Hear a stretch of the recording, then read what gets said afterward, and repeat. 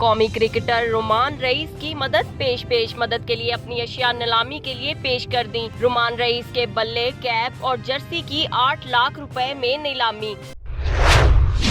Test team کے کپتان اظہر علی نے بابر اعظم، وہاب ریاض اور شاہین افریدی کو مشکل میں ڈال دیا۔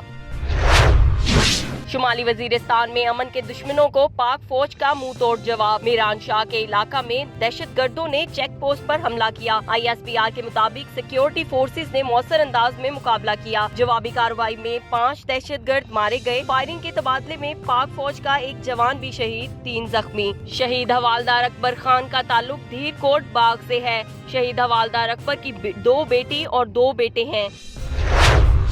کر سکتے ہیں، لیکن یہ آپ کی مدد کے بغیر ممکن نہیں۔ آپ کا ہر کام بہت ضروری ہے، لیکن زندگی ہے تو سب کچھ ہے۔ اپنی اور دوسروں کی زندگی کی حفاظت کیجیے۔ اپنی صحت کے لیے اور اپنے عزیز و اقارب اور دوستوں کی صحت کے لیے اس وائرس سے بچنا ہی اس کا سب سے بہترین علاج ہے۔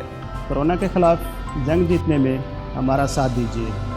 اس وبا کو معمولی نہ سمجھیں۔ گھر رہیں۔ جس قدر ممکن ہو سکے خود کو گھروں تک محدود رکھیں۔ وزیر اعظم کا عوام کے نام پیغام۔ ٹویٹ میں کہا، جتنا لوگ خود کو نظم و ضبط سے آراستہ کریں گے، اتنا ہی کورونا سے نمٹنا آسان ہوگا اور بندشوں میں مرحلہ وار نرمی بھی ممکن ہو پائے گی۔ وزیر اعظم نے احتیاطی تدابیر سے متعلق شوکت خانم ہسپتال کے طبی عملے کو بھی پیغام شیئر کیا۔ کورونا وائرس سے مزید 17 افراد جاں بحق، مجموعی تعداد 176 ہو گئی۔ 425 نئے کیسز رپورٹ، متاثرین 8418 تک جا پہنچے۔ National command and operation centre کے مطابق پنجاب میں مریضوں کی تعداد 3721 ہو گئی، سندھ میں 2537، خیبر پختونخوا 1235، بلوچستان میں 432 کیسز، 1970 افراد صحت یاب ہو چکے ہیں۔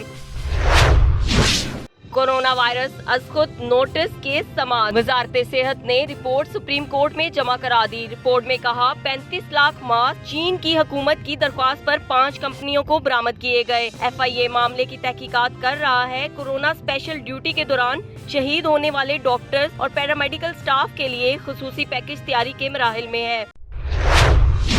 لاک ڈاؤن کے باعث قبائلی اضلاع میں آن لائن کلاسز کے لیے 3G اور 4G سروسز کی عدم فراہمی۔ اسلام آباد ہائی کورٹ نے سیکرٹری داخلہ سے جواب طلب کر لیا۔ چیف جسٹس اطہر امان اللہ نے ریمارکس دیے کہ کسی علاقے میں انٹرنیٹ بند کرنے کا کوئی قانونی جواز نہیں۔ عدالت کو بتائیں قبائلی اضلاع کو انٹرنیٹ کی سہولت سے کیوں محروم رکھا گیا۔